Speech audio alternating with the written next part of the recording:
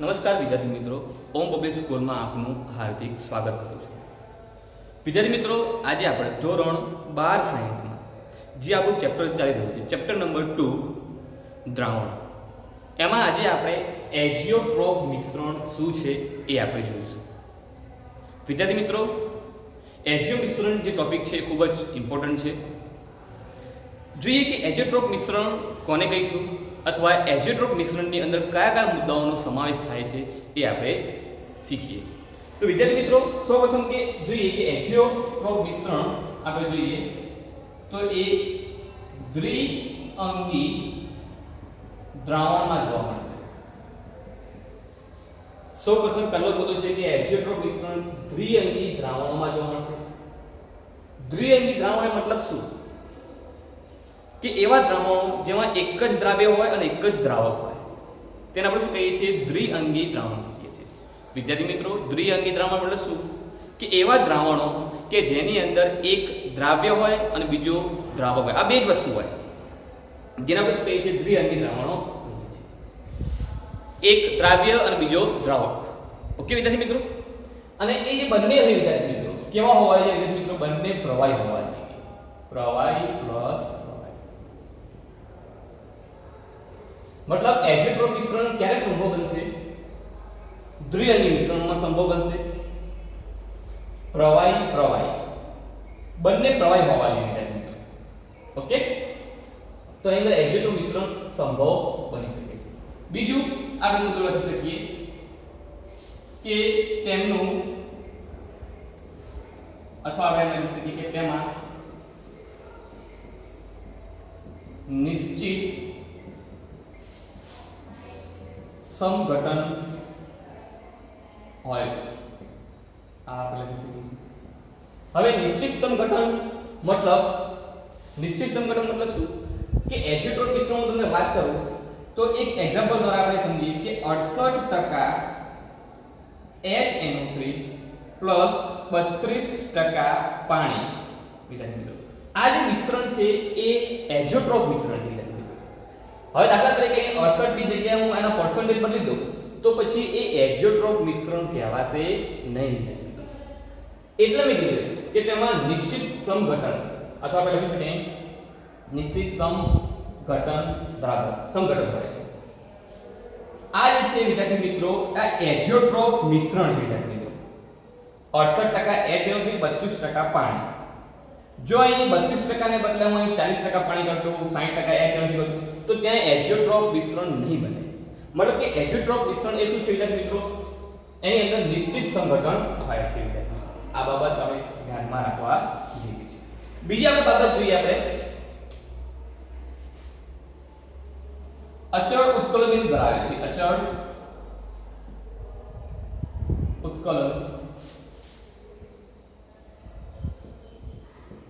ઉત્કલન બિંદુ અથવા આપણે કહીએ અચળ ઉત્કલન બિંદુ મતલબ અહીં સમાન આપણે લખી શકીએ છીએ.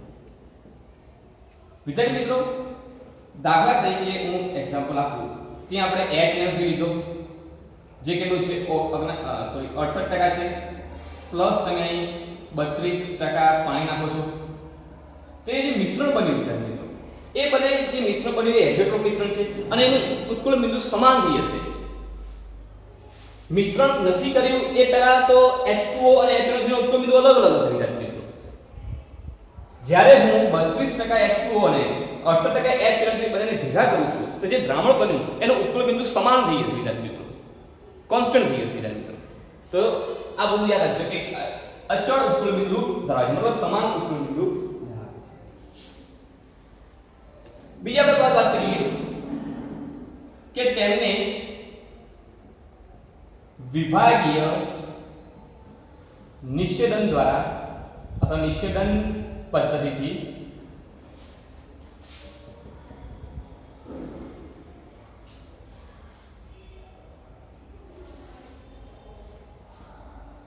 અલગ કરી શકાતા નથી. શું કહેવા માંગે છે વિદ્યાર્થી મિત્રો? એજિયોટ્રોપ મિશ્રણ જે હોય એ એજોટ્રોપ મિશ્રણને વિભાગીય નિષેધન પદ્ધતિથી આપણે અલગ કરી શકતા નથી. દાખલા તરીકે 68% HNO3 અને 32% પાણીને મેં ભેગું કરી દીધું. તે જે દ્રાવણ બન્યું એને મને વિભાગીય નિષેધનથી અલગ કરવા હોય તો આપણે અલગ કરી શકીશું નહીં. હવે તમારા મનમાં પ્રશ્ન થાય કે આ વિભાગીય નિષેધન શું છે? વિદ્યાર્થીઓ સમજીએ કે વિભાગીય નિષેધન શું છે આપણે સમજીએ. દાખલા તરીકે હું તમને એક વાત કહું.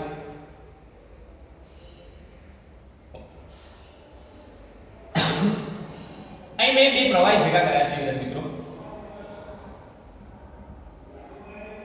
અહીં બે પ્રવાહી મેં ભેગા કર્યા. એક આપણે કહીએ કે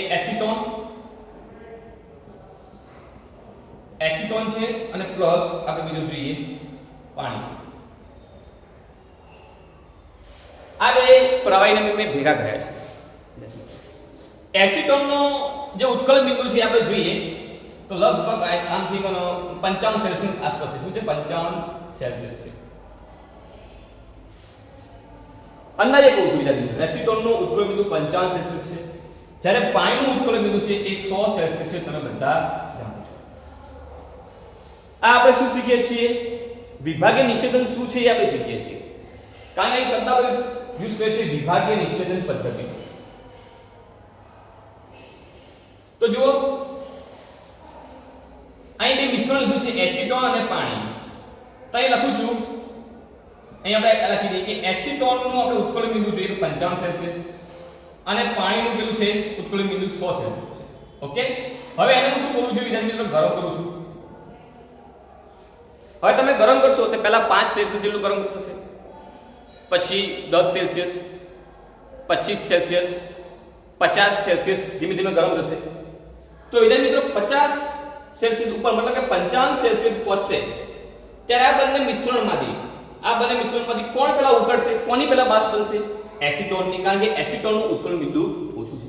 મતલબ આ બંને મિશ્રણમાંથી 55 સેલ્સિયસ છે વિદ્યાર્થી મિત્રો. શું થશે? આને પેક કરી દઉં છું. અહીં આપણે એક પાઇપ લગાવી દઈએ વિદ્યાર્થી મિત્રો.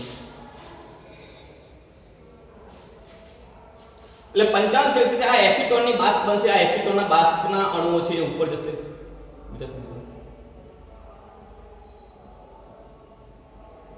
અને આ બાષ્પને અહીં આપણે ઠારી દેવાની. મતલબ એસિટોન અલગ થઈ ગયો અને H2O અલગ થઈ ગયો.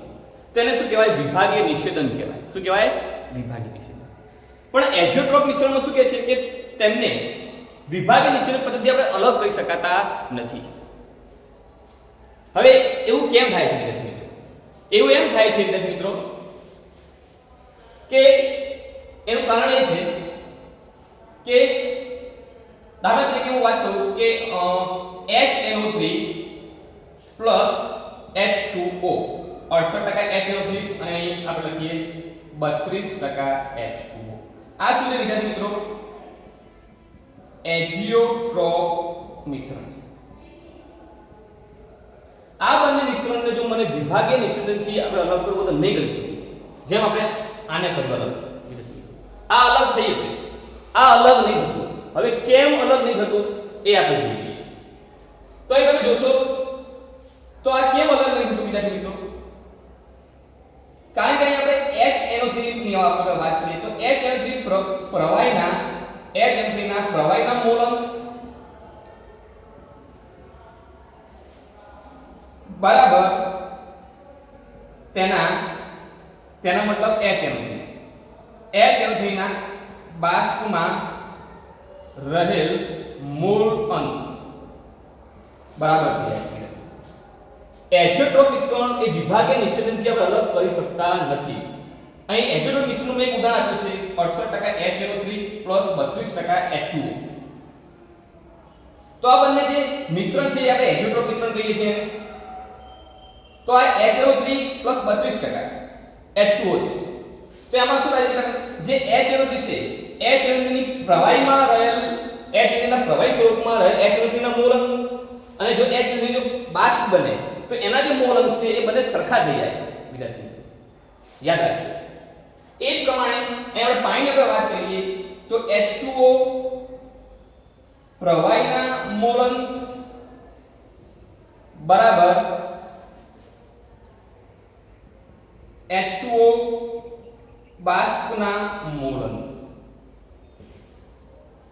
વિદ્યાર્થી મિત્રો જ્યારે આ બંને મિશ્રણને તમે ગરમ કરશો તો HNO3 ની બાષ્પ બનશે, એ પ્રમાણે H2 ની પણ બાષ્પ બનશે, પણ એમને તમે વિભાગીય નિષેધનથી તમે અલગ કરી શકશો નહીં વિદ્યાર્થી મિત્રો. વિભાગીય નિષેધનથી તમે અલગ નહીં કરશો. કેમ? કારણ કે HNO3 ના પ્રવાહીના મોલ અંશ જ્યારે HNO3 પ્રવાહી સ્વરૂપમાં હશે ત્યારે એની અંદર HNO3 ના મોલ અંશ જેટલા પણ હોય, દાખલા તરીકે એના મોલ અંશ આપણે જોઈએ કે 0.3 છે. કેટલા છે? 0.3 મોલ અંશ. જ્યારે HNO3 જે પ્રવાહી સ્વરૂપમાં એની જ્યારે બાષ્પ બનશે તો એ બાષ્પનો મોલ અંશ પણ કેટલા થઈ જાય? 0.3 થઈ જાય. તો એ મોલ અંશ સરખા હોવાને કારણે સરખા થઈ જાય છે. એ જ પ્રમાણે પાણીના મોલ અંશ પણ સરખા થઈ જાય છે. પ્રવાહી અવસ્થાના મોલ અંશ અને એ જ પાણીના બાષ્પ અવસ્થાના મોલ અંશ સમાન થઈ જાય છે. જો મોલ અંશ સમાન થવાને કારણે એનું વિભાગીય નિષેધનથી અલગ આપણે કરી શકતા નથી.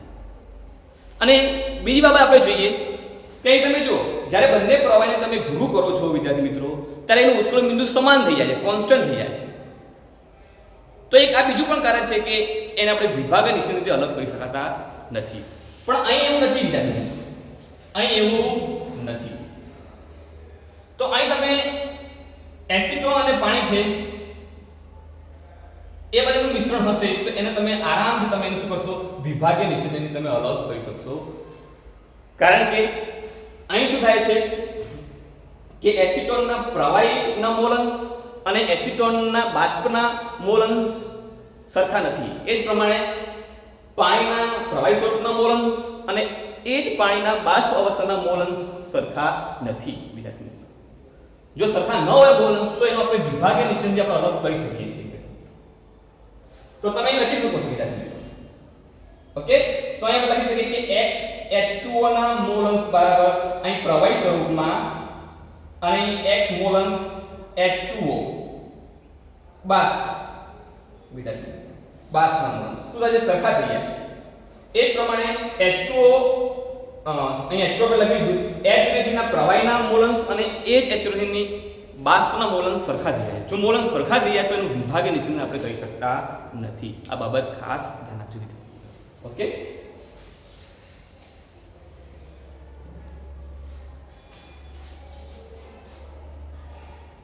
તો વિદ્યાર્થી મિત્રો એઝિયોટ્રોપ તમે શું શીખ્યા?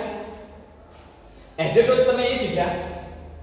હવે એની વ્યાખ્યા લખીએ તો કઈ રીતે વ્યાખ્યા લખી શકો કે એઝિયોટ્રોપ એક પ્રકારનો દ્વિઅંગી દ્રાવણ છે જે દ્રાવણમાં દ્રાવ્ય અને દ્રાવક બંને કેવા હશે? પ્રવાહી હશે, જે નિશ્ચિત સમઘટન ધરાવે છે અને અચળ ઉત્કલન બિંદુ પણ ધરાવે છે, જેમને વિભાગીય નિષેધનથી આપણે અલગ કરી શકતા નથી.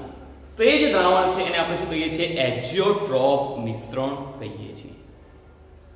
વ્યાખ્યા આપણે થઈ ગઈ વિદ્યાર્થી મિત્રો. એને સળંગ લખી દો કે એવા દ્વિઅંગી દ્રાવણો કે જેમાં દ્રાવ્ય અને દ્રાવક બંને પ્રવાહી હોવા જોઈએ, જેમનું નિશ્ચિત સમઘટન હોય, અચળ ઉત્કલન બિંદુ ધરાવે છે અને તેમને વિભાગીય નિષેધનથી આપણે અલગ કરી શકતા નથી. તો એ જે મિશ્રણ છે એને આપણે એઝિયોટ્રોપ મિશ્રણ કહેવામાં આવે છે. વિદ્યાર્થી મિત્રો એઝિયોટ્રોપ મિશ્રણની અંદર બે ટાઈપ પડશે વિદ્યાર્થી મિત્રો, એ આપણે જોઈ લઈએ.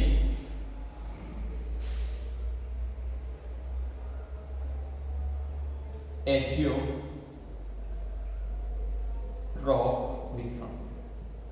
તો એઝિયોટ્રોપ મિશ્રણની અંદર બે ટાઈપ પર હવે જોઈ લઈએ. એક તો આપણે શું છે? ધન વિચલન, અને અહીં છે ઋણ વિચલન. હવે જે ધન વિચલન મિશ્રણ તમને ખબર છે એવા કયા મિશ્રણો છે કે જે રાઉલ્ટના નિયમ અનુસાર અથવા જે બિન આદર્શ દ્રાવણ છે કે જે ધન વિચલન દર્શાવે છે, અને એવા કેવા મિશ્રણ છે કે જે ઋણ વિચલન દર્શાવે છે? એ તમને ખ્યાલ આવ્યો છે. તો જોઈએ વિદ્યાર્થી મિત્રો, તો અહીં ધન વિચલન છે. તો જે દ્રાવણો ધન વિચલન દર્શાવતા હશે વિદ્યાર્થી મિત્રો, જે દ્રાવણો મતલબ જે મિશ્રણ ધન વિચલન દર્શાવતા હશે તો એને આપણે શું કહીશું? નિમ્નતમ ઉત્કલન એઝિયોટ્રોપ. એ જ પ્રમાણે આપણે ઉદાહરણ લઈએ.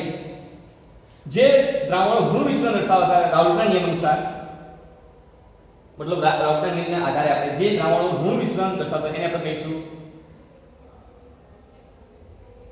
મહત્તમ ઉત્કલન એઝિયોટ્રોપ.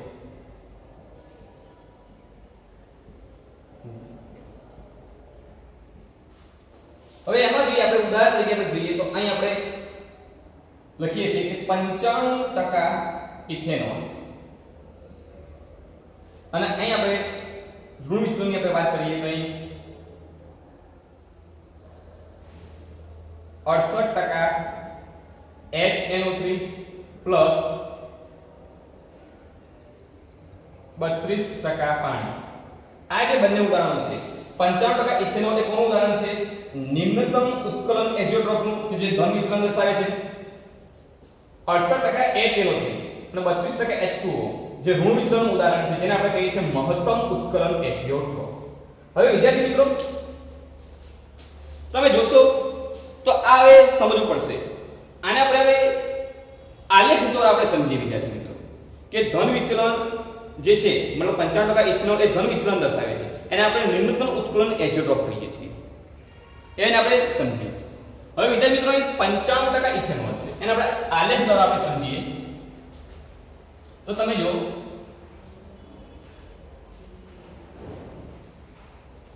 તો અહીં એક હું આલેખ દોરું છું.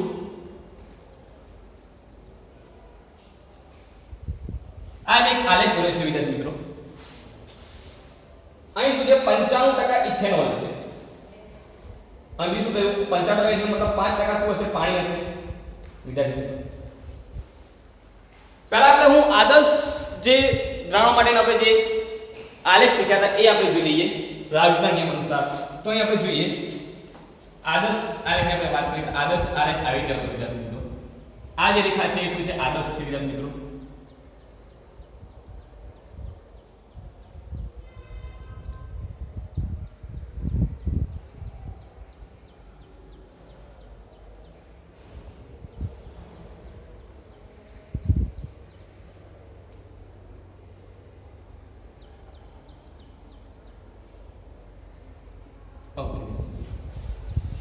અહીં આપણે મોલ અંશ લઈ લઈએ. દાખલા તરીકે અહીં x H2O ના મોલ અંશની બરાબર 0 લઈ લઈએ. ઓકે અને અહીં x H2O ના મોલ અંશ અહીં 1 લઈ લઈએ. અહીં આપણે મોલ અંશ વિદ્યાર્થી મિત્રો મોલ અંશ બંનેનું ભેગું છે. કયા ભેગું છે? 95% ઇથેનોલ અને 5% H2O છે. તો ઇથેનોલ પણ છે.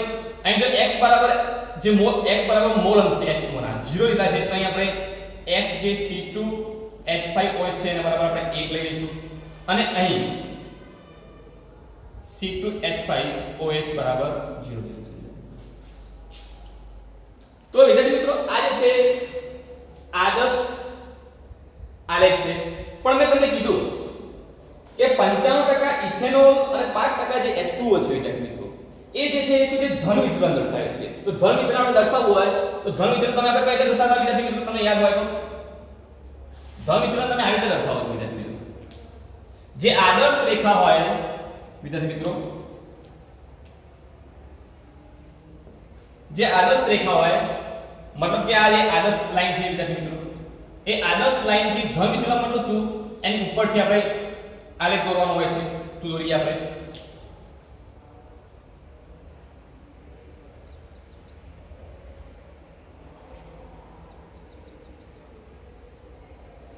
હવે આને આપણે કોઈ જરૂર નથી વિદ્યાર્થી મિત્રો એના પર કાઢી દઈએ છીએ.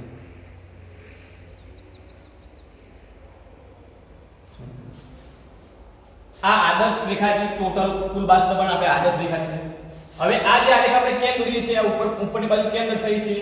કારણ કે વિદ્યાર્થી મિત્રો 95% ઇથેનોલ અને 5% પાણી એક કોનું ઉદાહરણ છે? ધન વિચલનનું ઉદાહરણ છે. ધન વિચલન મેં તમને સમજાવ્યું છે કે આ જે રેખા છે એની ઉપરની બાજુનું બાષ્પ દબાણ આપણે દર્શાવવું પડે. હવે વિદ્યાર્થી મિત્રો અહીં તમે જુઓ અહીં x બરાબર પાણીનું 0 જ છે વિદ્યાર્થી અહીં પાણીનો મોલ અંશ 0 છે. તો જેમ જેમ તમે અહીં આલ્કોહોલ તમે એડ કરતા જશો વિદ્યાર્થી મિત્રો આ શું છે? બાષ્પ દબાણ છે. અહીં મોલ અંશ છે. આ બાષ્પ દબાણ અને આ મોલ અંશ. અહીં x બરાબર પાણી છે. હવે પાણી 0 છે હવે જેમ જેમ એની અંદર તમે ઇથેનોલ તમે એડ કરતા જશો અને ઇથેનોલ તમે 0.9 તમે 0.9 સુધી પહોંચશો, અથવા એમ કહું કે જેમ જેમ આ H2 તમે ઇથેનોલ એડ કરતા જાવ છો તો અહીં તમે જોશો તો બાષ્પ દબાણ તમે જો વધે છે વિદ્યાર્થી મિત્રો, જો આ બાષ્પ દબાણ વધે છે અને એક સમય એવો આવશે કે મહત્તમ બાષ્પ દબાણ બનશે વિદ્યાર્થી મિત્રો. આ મહત્તમ બાષ્પ દબાણ દાખલા તરીકે અહીં આવ્યું વિદ્યાર્થી મિત્રો, આ મહત્તમ બાષ્પ દબાણ અહીં આવ્યું તો અહીં તમે જોશો કે એ 0.95 શું હશે વિદ્યાર્થી મિત્રો, આલ્કોહોલ હશે. 0.95 માં શું હશે, આલ્કોહોલ મતલબ ઇથેનોલ વિદ્યાર્થી મિત્રો. જેમ જેમ અહીં તમે ઇથેનોલ તમે એડ કરતા જાવ છો તો શું થશે વિદ્યાર્થી મિત્રો, આલેખ છે જ્યારે મહત્તમ બાષ્પ દબાણ થશે વિદ્યાર્થી મિત્રો અને એ જે બિંદુ છે વિદ્યાર્થી મિત્રો તો અહીં 0.95% શું હશે, આલ્કોહોલ હશે અને અહીં પ્લસ શું હશે, H2 હશે 5% વિદ્યાર્થી. ઓકે, ધીમે ધીમે જેમ તમે આ H2 ની અંદર ઇથેનોલ એડ કરતા જશો, પહેલા 0.1 0.2 0.9 0.95 સુધી પહોંચશો, 0.9 સુધી પહોંચશો વિદ્યાર્થી મિત્રો તો તમે શું દેખાશે અહીં વિદ્યાર્થી મિત્રો, એ બિંદુએ શું હશે, બાષ્પ દબાણ વધારે હશે વિદ્યાર્થી મિત્રો. તો વિદ્યાર્થી મિત્રો તમે જરા સમજો, જો બાષ્પ દબાણ વધારે હોય તો એનું ઉત્કલન બિંદુ કેવું હોય, ઓછું હોય વિદ્યાર્થી મિત્રો. મેં આગળના બાષ્પ દબાણને પર અસર કરતા પરિબળો પર આપણે શીખેલા છે કે જો ઉત્કલન બિંદુ નીચું તો એનું બાષ્પ દબાણ વધુ વિદ્યાર્થી મિત્રો. તો અહીં તમે જોશો તો જો વિદ્યાર્થી મિત્રો બાષ્પ દબાણ વધારે છે વિદ્યાર્થી મિત્રો, જો બાષ્પ દબાણ વધારે છે ને, બાષ્પ દબાણ અહીં વધે છે વિદ્યાર્થી. તો અહીં બાષ્પ દબાણ વધારે હોવાને કારણે એનું ઉત્કલન બિંદુ નીચું હશે. ઉત્કલન બિંદુ શું હશે, નીચું. મતલબ એમ થયો કે 0.95% અહીં આલ્કોહોલ અને 5% આલ્કોહોલ પાણી હશે તો એ સમયે બાષ્પ દબાણ શું છે, મેક્સિમમ છે વિદ્યાર્થી મિત્રો. બાષ્પ દબાણ શું છે, મેક્સિમમ. તો બાષ્પ દબાણ વધુ ક્યારે હોય, જ્યારે ઉત્કલન બિંદુ ઓછું હોય ત્યારે. મેં અગાઉ લખાયેલું છે વિદ્યાર્થી મિત્રો, ઉત્કલન બિંદુ ઓછું હશે તો બાષ્પ દબાણ શું હશે, વધુ હશે વિદ્યાર્થી. એટલે અહીં ઉત્કલન બિંદુ શું થયું વિદ્યાર્થી મિત્રો, નીચું થયું. એના કારણે આપણે અહીં લખીએ છીએ નિમ્નતમ ઉત્કલન એજિયોટ્રોપ મિશ્રણ. એના કારણે આ ઓછામાં ઓછું નિમ્નતમ એટલે ઓછું ઉત્કલન બિંદુ વિદ્યાર્થી મિત્રો. આ ખાસ યાદ રાખજો. ઓકે, હવે એ જ પ્રમાણે અહીં આપણે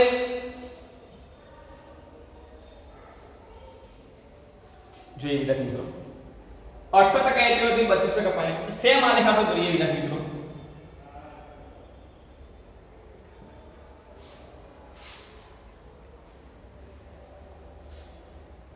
આ આપણો આદર્શ આલેખ હતો વિદ્યાર્થી મિત્રો. આ એનું જોઈએ ચાલો તરીકે આ એક આદર્શ આલેખ છે વિદ્યાર્થી મિત્રો. ઓકે, વ્યવસ્થિત લખીએ.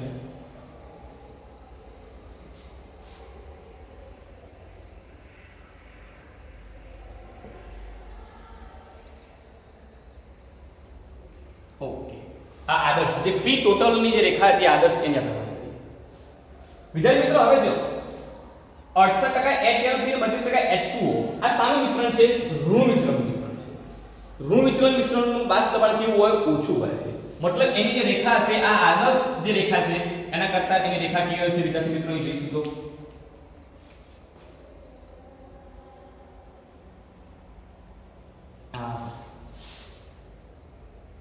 મતલબ કે અહીં શું થાય છે, અહીં આપણે મોલન્સ ની વાત કરીએ, અહીં બાષ્પ દબાણ છે, બાષ્પ દબાણ અહીં છે અને અહીં શું છે, અને અહીં આપણે મૂકીએ દાખલા તરીકે x HNO3 બરાબર શું મૂકીએ, 1 મૂકીએ તો અહીં x HNO3 બરાબર કેટલા આવશે, 0 આવશે.